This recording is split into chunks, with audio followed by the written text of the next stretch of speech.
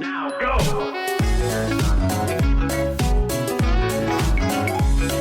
Je suis toujours à l'hôtel Balue et je vais vous parler de Glace Variation, une jeune maison d'édition qui propose des collections en verre dont les capacités sont exceptionnelles à s'y méprendre. Bonjour Sandrine. Bonjour Hortense. Alors comment vous avez eu cette idée de travailler le verre en particulier ? Glace Variation, c'est la maison d'édition de mobilier en verre d'un groupe qui s'appelle Sévino Glace, qui est un groupe de miroitiers. Donc notre métier à l'origine, c'est le travail du verre. Découper, façonner du verre plat qu'on utilise par exemple pour les façades ou du verre bombé. Donc notre métier, c'est miroitier. On travaille beaucoup avec des menuisiers, pour le bâtiment. Et on a aussi régulièrement des demandes de pièces sur mesure pour des architectes ou des gens qui veulent quelque chose un peu plus exceptionnel. Et donc cette envie, elle est partie de là, de se dire ce matériau qui est si beau, on souhaite le magnifier, l'amener sur l'univers du design et du luxe en travaillant avec des designers. Et l'objectif, et ce qu'on a vécu aussi, et qui nous fait grand plaisir, c'est que les designers ont plein d'idées, plein d'envies, et nous amènent là où on n'irait pas sinon. Voilà, en tant que miroitier. Ouais. Alors avant tout, est-ce qu'on peut avoir un petit cours autour du verre ? Quel type de verre il existe ? En tout cas, vous, quel type de verre vous travaillez ? Et surtout, comment on fabrique le verre à la base ? Alors le verre, c'est un matériau très divers. Les gens connaissent le verre transparent. Voilà, donc ça c'est effectivement un type. Il y a 500 ou 1000 références. Potentiellement, c'est illimité, les possibilités. Parce qu'on peut bien sûr découper. Il existe du verre très transparent, le verre extra clair qui est quasiment invisible. Il existe des verres teintés, il existe des verres colorés et on peut en plus imprimer le verre. On peut le bomber, on peut faire plein de choses. Donc voilà, le verre à l'origine, c'est du sable. La matière d'origine, qui est produit donc dans des usines qu'on appelle des flottes. Et ensuite, nous, on récupère ce verre-là et on l'amène à ce que souhaite le designer, donc une pièce travaillée. D'accord. Et comment donc vous le travaillez, justement ? Il y a plusieurs... parce que vous parlez de variation. C'est quoi la variation ? C'est comme un effet ? Alors, l'idée de Glace Variation, ou Glace Variation en anglais, c'est de se dire, ce métier doit nous permettre de personnaliser les pièces. C'est-à-dire qu'on ne propose jamais, par exemple, le fauteuil invisible, on l'a nommé comme ça parce qu'il est en verre extra clair. Il a été conçu par les designers exercice. Il est magnifique et quasiment invisible selon la lumière et l'endroit où on le met.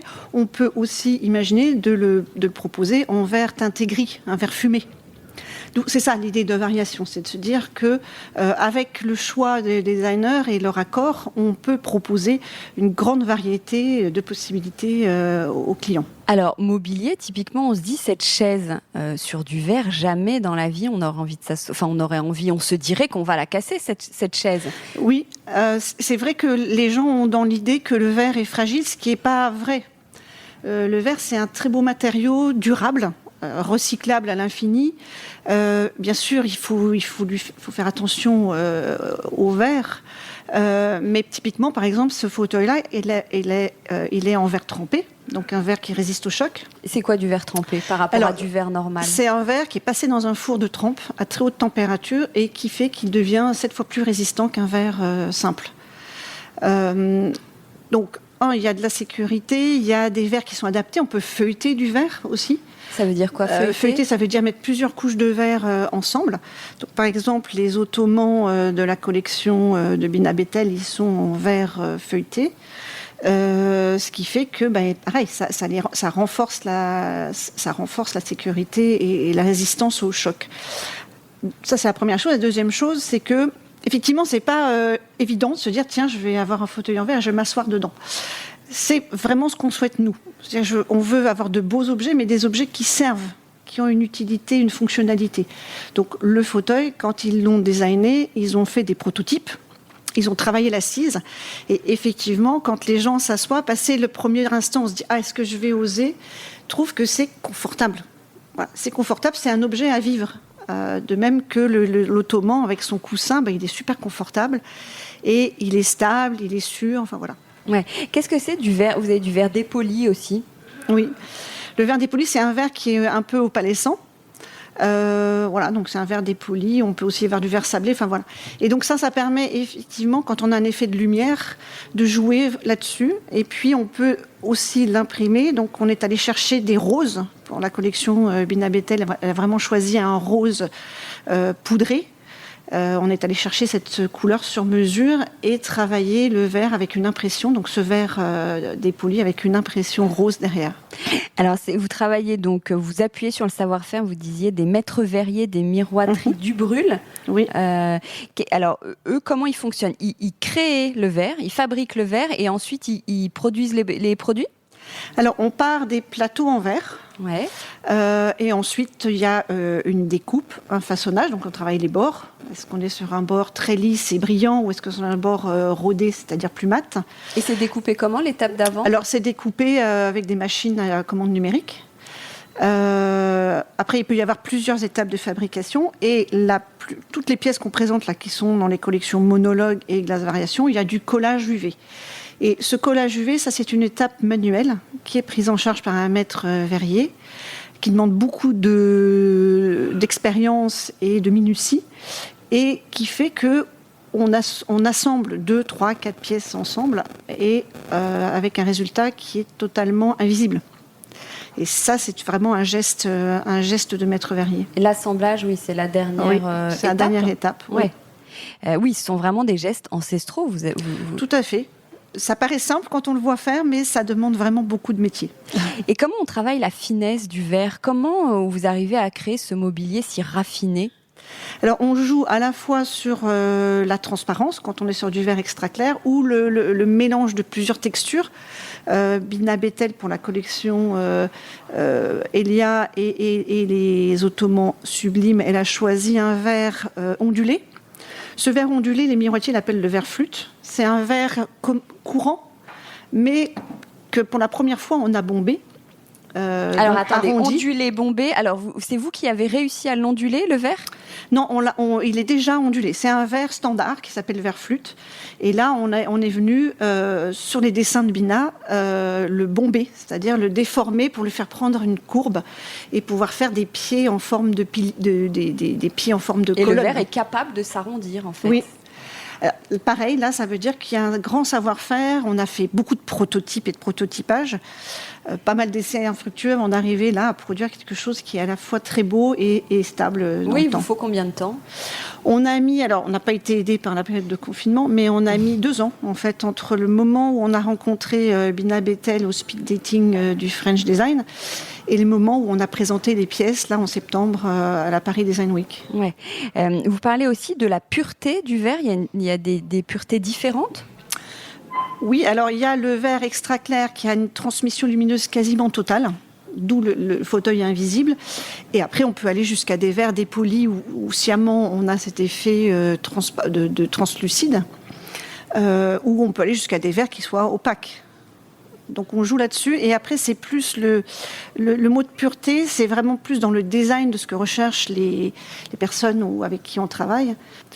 La collection Monologue, elle est vraiment assez minimaliste, vraiment sur le verre et le plus de transparence possible.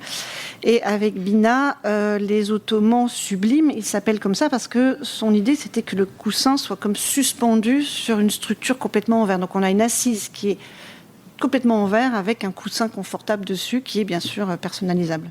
Comment vous travaillez avec ces designers, justement ? Alors on démarre toujours... Alors déjà, il faut qu'il y ait un coup de cœur commun. Donc ça se fait soit au travers du speed dating du French Design, soit au travers de rencontres. Notre envie à nous par rapport à l'univers du designer, l'envie du designer de travailler le verre, ce que finalement peu de designers ont déjà fait. Ensuite, la deuxième étape très très importante, c'est la visite des ateliers. Donc là, vous avez parlé de Miroiterie Dubrul qui est à côté de Lille, et on a aussi travaillé avec Lucora qui est près de Lyon. C'est là qu'on peut bomber le verre.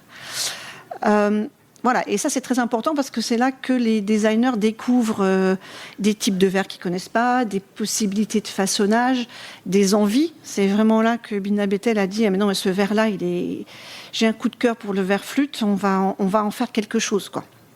Et elle a eu cette idée d'en faire un pouf, comme maintenant on appelle un ottoman, qui est une idée très originale et totalement inédite.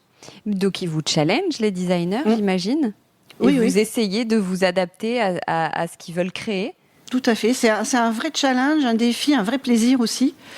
Les gens des ateliers sont très très heureux aussi de travailler sur des pièces d'exception, des choses qui sortent totalement de leur quotidien et de ce qu'ils ont l'habitude de fabriquer. Alors on fait beaucoup de vitrines ou des cloches en verre pour des musées par exemple. Donc on a une grande expérience du collage UV.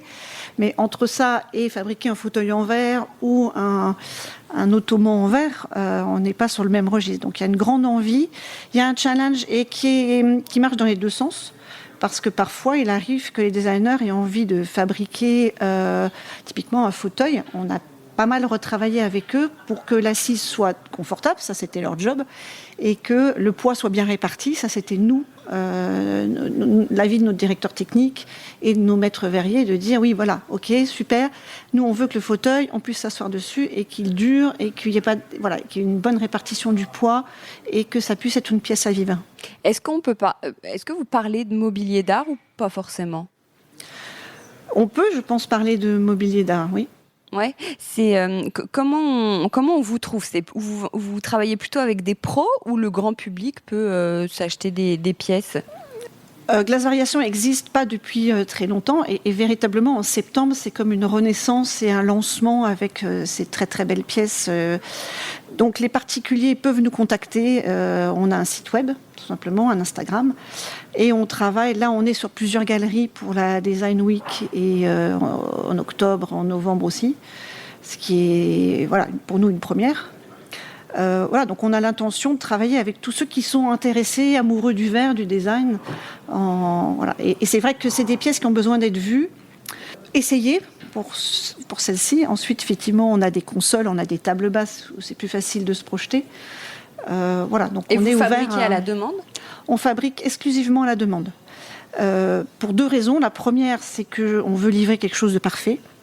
Et la deuxième, c'est que ça n'a pas de sens, ni économique, ni pour l'environnement, de garder des pièces. Et puis finalement, comme voilà, nous, c'est notre particularité, fabrication française, fabrication à la demande, adaptation ou personnalisation au choix du designer ou des clients, et livraison sécurisée en caisse, etc. Ah oui, c'est vrai.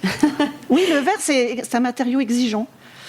Donc voilà, mais on sait l'accompagner de l'envie du client ou du designer à la livraison chez le client. Et est-ce qu'on peut regarder aussi la qualité écologique du verre ? Alors le verre est un matériau qui est totalement recyclable. Donc dans nos ateliers, toutes les chutes sont recyclées. Parce que bien sûr, quand on découpe un rond pour une table, forcément il y a des chutes. Donc tout est recyclé, il y a une filière existante qui fait que voilà, le verre est recyclable sans limite. Même dans le verre qu'on achète, il y a une proportion importante de verre recyclé qui s'appelle le calcin, qui participe du processus de fabrication. Ouais. Et qu'est-ce que ça apporte le verre dans un intérieur, vous diriez ? Je pense que ça apporte... c'est des pièces qui sont vivantes. Selon l'endroit où on les positionne, selon la lumière, si le matin, on va avoir une lumière différente du soir. Donc on a vraiment des pièces qui réagissent, et d'une part à la lumière, et puis d'autre part, si on travaille les transparences, ça veut dire que ça va embellir, par exemple, ou mettre en valeur un tapis. Un verre extra clair, il n'a pas de couleur du tout. Mais tout ce qui se reflète dedans, il y a des reflets qui sont les reflets de ce qu'il y a autour, de la lumière, des pièces qui sont autour, etc. Donc c'est une pièce où quasiment toutes les fois qu'on passe devant, on va voir des choses différentes, selon l'angle de vue aussi. Voilà. Et puis le verre a la caractéristique de ne pas bouger dans le temps. Donc il reste tout aussi beau qu'au premier jour. Là où le bois se patine, les couleurs peuvent changer dans le temps. Nous, on a quelque chose qui est complètement stable, donc durable aussi pour le bénéfice du client. Et comment on peut le rendre ? Qu'est-ce que vous répondez à ceux qui pourraient trouver ça un peu froid de base, le verre ? Comment on le rend chaleureux ? Alors, on peut le rendre chaleureux par le choix des couleurs. Hein. Donc, quand on est sur des verres teintés, on a des teintés bronze, par exemple, qui peuvent être assez chaleureux en teinte. On a travaillé des roses. Le rose poudré, là, c'est une belle couleur pastel. Et puis ensuite, effectivement, le traitement du coussin, donc, où sur les ottomans, on a vraiment le choix du tissu. Et c'était vraiment le choix de Bina Bettel d'associer justement cette matière qui n'est pas forcément très habituelle, ou en tout cas très inédite pour une assise, avec des éléments plus chaleureux, du pastel, des couleurs assez féminines et la douceur d'un coussin, qui fait que quand les gens spontanément ont envie de s'asseoir dessus. Ouais, c'est un super travail. J'invite donc les auditeurs qui veulent aller voir votre compte Instagram. Qu'est-ce que c'est ? Glace Variation. Glace tout simplement, Variation, avec tout deux simplement. S à glace et un S à la fin. Voilà. Super. Eh ben, merci beaucoup, Sandrine. Je précise, vous êtes venue de Lille pour cette interview. Merci beaucoup. Avec plaisir. Merci. Merci.